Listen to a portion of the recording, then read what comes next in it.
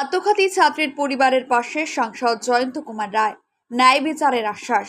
সম্প্রতি প্রেমে প্রতারিত হয়ে মর্মান্তিকভাবে আত্মঘাতী হওয়া এক তরুণীর পরিবারের প্রতি সমবেদনা জানাতে সোমবার রাতে তাদের বাড়িতে পৌঁছন সাংসদ জয়ন্ত কুমার রায়। তার সঙ্গে ছিলেন বিজেপির জলপাইগুড়ি জেলা কমিটির সাধারণ সম্পাদক দধিরাম রায় সহ অন্যান্য দলীয় নেতৃত্বরা। উত্তর বড় হলদিবাড়ি গ্রাম পঞ্চায়েতের উত্তর শান্তিনগরে অবস্থিত মৃত ছাত্রীর বাড়িতে গিয়ে সাংসদ তার পরিবারের সদস্যদের সাথে কথা বলেন এবং তাদের পাশে থাকার আশ্বাস দেন। এই হৃদয় বিদারক ঘটনার শোকাহত পরিবারের প্রতি তিনি গভীর সমবেদনা জানান। এরপর সাংসদ ও বিজেপির নেতৃত্বরা হলদিবাড়ি থানায় যান এবং আইসির সাথে দেখা করেন। জয়ন্ত রায় অভিযুক্ত যুবকের দৃষ্টান্তমূলক শাস্তির দাবি জানান। আইসি সাংসদকে আশ্বস্ত করে বলেন যে অভিযুক্তর বিরুদ্ধে আইন অনুযায়ী কঠোর এবং যথোপযুক্ত ব্যবস্থা নেওয়া হবে। এই ঘটনায় দ্রুত ন্যায় বিচার নিশ্চিত করার জন্য প্রশাসন সব রকম পদক্ষেপ নেবে বলেও তিনি জানান।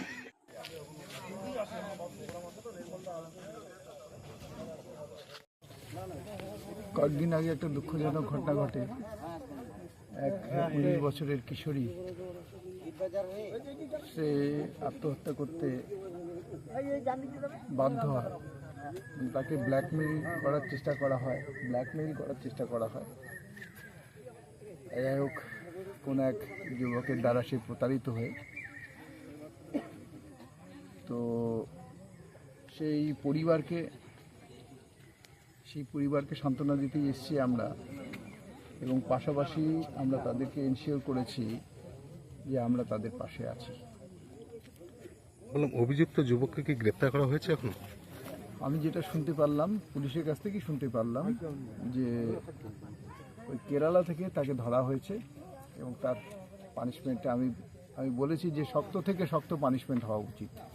এটা যেন একটা এক্সাম্পল হয়ে যায় যে এরকম করলে কি হতে পারে। তাহলে কি মনে করছেন এতদিন ধরে অধরা ছিল সেই অভিযুক্ত? বুঝতেই পারছেন, এখানে আমাদের সব কথা কি মুখে বলা যায়? কি পশ্চিমবঙ্গে কি হয় জানেন না?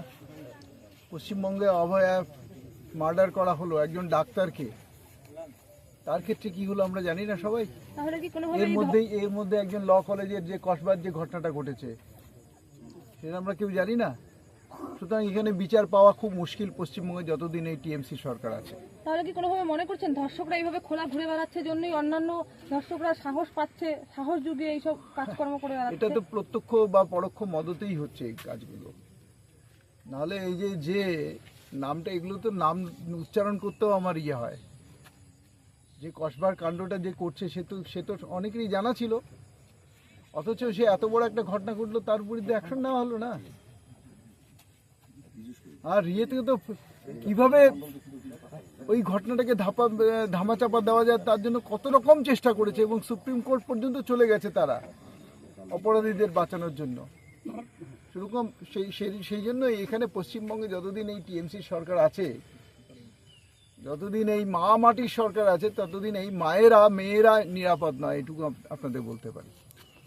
ট্যাক্সমেট অ্যান্ড জিএসটি সুবিধা কেন্দ্র এখন আপনার শহর দিনহাটায়। বিগত 7 বছর যাবৎ সুনামের সাথে কাজ করে আসছে ট্যাক্সমেট। আমাদের এখানে যে পরিষেবাগুলি পাচ্ছেন তা হলো GST registration, GST return, TDS ও TCS return, company registration, society school club registration ও বাৎসরিক return, ISO certification, trademark registration, import export licence, income tax return ও অডিট, ব্যাংক লোন প্রজেক্ট ও ব্যাংক লোনের জন্য CMA data, Udyam registration, professional tax সহ আরো বিভিন্ন ট্যাক্স এবং আপনার ব্যবসা সংক্রান্ত পরিষেবা।